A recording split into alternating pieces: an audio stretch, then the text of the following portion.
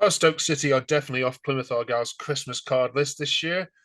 In this video, we are looking at all the developments of Steven Schumacher's departure from home park, travelling up to the Bet365. We're going to chat to our Plymouth fan, Jaden. Good evening, Jaden.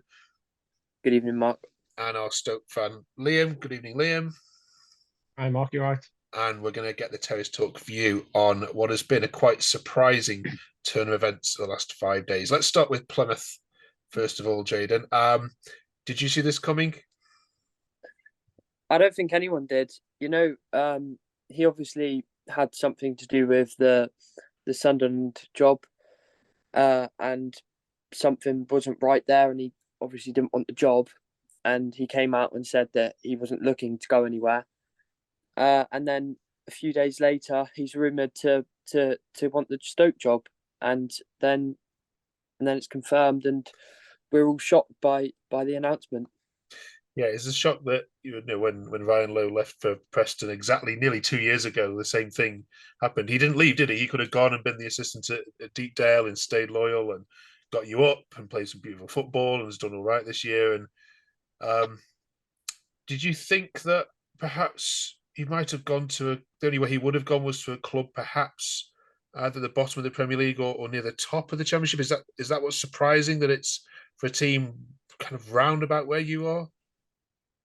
Yeah, I think that is what's most surprising. But obviously, there's an element of something in it there, where whether it could be family or money or whatever it could be. Okay. Liam, what do you know about the personal terms that have been agreed? Not much has been announced, but I'm guessing because the Coates family are behind this, there's going to be a probably a doubling of his current wage, something like that. Um, we don't know a lot really. We know apparently it's a 3.5 year deal, and the rumours are he's going to quadruple his wage. I think there's rumours going around he's on about 5 to 8 grand at Plymouth a week, and he's going up to 20 to 25 what they normally pay at Stoke. People don't see it the same with football, but if anybody asked me to do the same job for quadruple the money, I wouldn't even have me notice, and I'd just be gone. So yeah, it's all quite new, isn't it? It's a bit fresh for everyone, I think. Yeah. What are your first thoughts when you heard that the news then? Because you were talking only on Monday night to us, weren't you, about different candidates and perhaps we were looking at the ex-Sheffield United manager. This seemed to came very quickly out of the blue, and then within days it was done. Yeah, we were talking about Mowbray, Eustace, and Heckingbottom, weren't we, on the pod? Schumacher hadn't even been mentioned at that point. I think that very night, a Stoke fan tweeted that John Coates' helicopter had travelled down to Plymouth and back, and everyone was going, don't make too much of it. 2 days later, he's manager of Stoke. Yeah. So, I mean, John Coates gets a lot of stick for a lot of things at Stoke, but normally when they decide who they want, they get him. They did it with Rowett at Derby, Michael O'Neill at Ireland, Alex Neil at Sunderland, and Nathan Jones at Luton. Yeah. Still got the money to spend. It's just it's sad for Plymouth fans. I know. I can't imagine how harsh it is. Like most of the time, I wish somebody would take our managers' offers. You know what I mean? That's so. I can't imagine how it feels really. Yeah. Okay. How does it feel, Jane? How's it gone down on the south coast there? Yeah, no one's happy, obviously, but I think you've just got to move on at the end of the day. I think there's obviously some potential candidates that we've got lined up in Leighton Baines and Nathan Jones and people like that. But yeah, we'll have a look at those in a second. yeah. But generally, will Schumacher leave with obviously doesn't leave with good wishes, but people aren't hating on him. They might hate on Stoke and the Coates family, but they generally wish him well. I mean, there's always going to be mixed opinion when someone leaves in this fashion. But obviously, some people like me would appreciate the time that he's had there, and then some people will just call him a rat for the rest of their existence. Yeah, but I mean, crikey, he's struck a real chord with the fans, hasn't he? Like you say, not leaving for Preston when he could have done, playing some great football. Is he one of the best managers you've seen at Plymouth? I know you're quite young yourself, but certainly in your family's generation as well. Yeah, 100%. He's one of the best. Um, we were well. He obviously come into a pretty difficult situation. Um, I think it was around December time in the 2021 season. And then he from there took us to seventh to finish that season off, and then we won the league the next season with over 100 points. So it's an outstanding job he's done, especially with the likes of Ipswich in that league as well. Yeah, it's an incredible achievement to come up. I don't think anybody would have predicted that. All right, talk to Liam then. Tell him what sort of a manager he's getting, and tell him what sort of style of football that he and the rest of his Stoke oat cake eating fans can look forward to. Oh, it's a very attacking style of football. You'll like it a lot, but he's a very likable guy as well when he's managing. You know, in his interviews and stuff like that, he'll just make you smile and make you laugh, and he's a lovely guy. No, I've met him a few it's Liam times. we're talking about. nothing makes Liam laugh. What about then, Liam? His press conference so far. Then he's done one, hasn't he? Well, it's not a press conference, an interview. What have you made of the things that he's come out and said? He definitely said all the right things. You know, he wants his team to work hard, which Tony Pulis is key to working hard. So Stoke fans buy into that. He says he wants to be attacking, take risks, which is a breath of fresh air. Considering under Alex Neil, it felt like this team of international players had been strangled into dull short pass football that didn't lead anywhere. He comes across well. He's brought all his staff with him that he wanted, all his analytical guys and whoever he needed to bring. So, let's see what he can do. Yeah, amazing. And isn't it funny, Jaden, had you not scored that last minute winner against Stoke, was it only 3 weeks ago? Perhaps this never would have happened. Actually, wouldn't even be having this conversation. But okay, Plymouth move on now then to Birmingham this weekend. You've mentioned a couple of names that are there in the running. Shall we have a look at what our friends at Sky Bet have got for the latest odds on your next manager, and you can run through the list for us. Okay, let's have a look at then some of these names.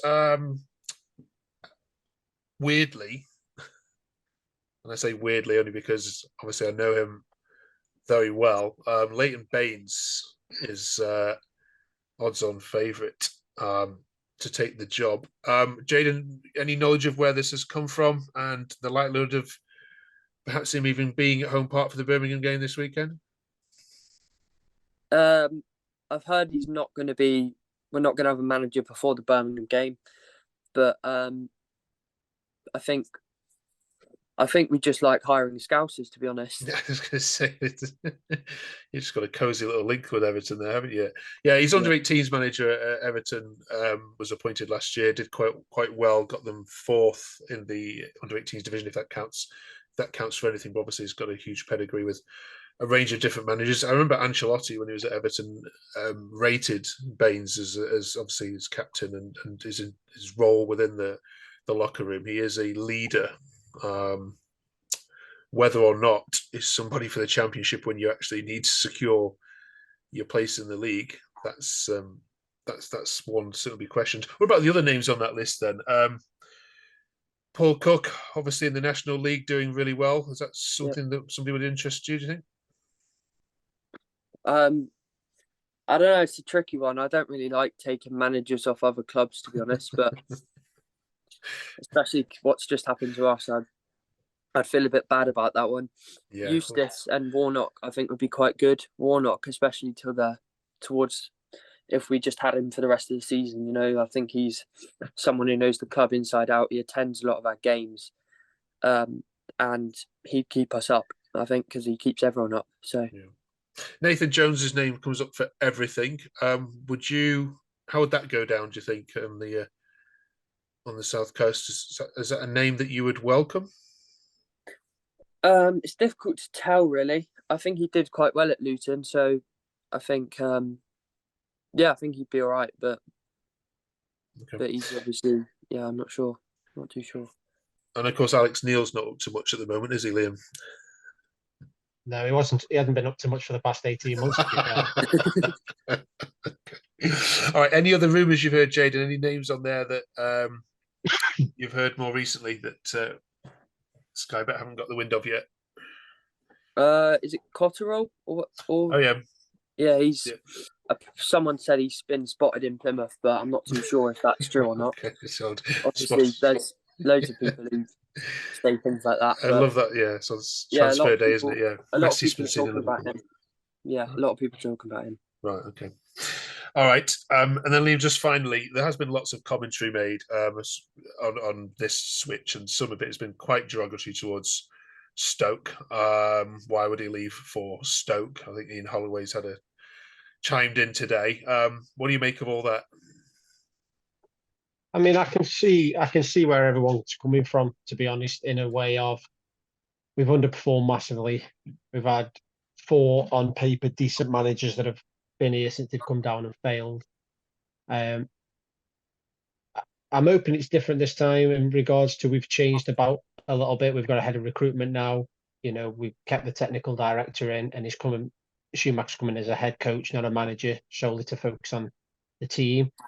And facilities wise and ground and everything, there'd be no question about wide move, money, ground, training facilities. I mean, we've got category A youth facilities. Everything else about the club is high end Premier League standard. It's just on the pitch we are bang average, if I'm giving us a positive spin on it. Yeah, I saw one tweet that says it is the graveyard where good managers come to die. I'd like to argue against it, but the proof's there, isn't it?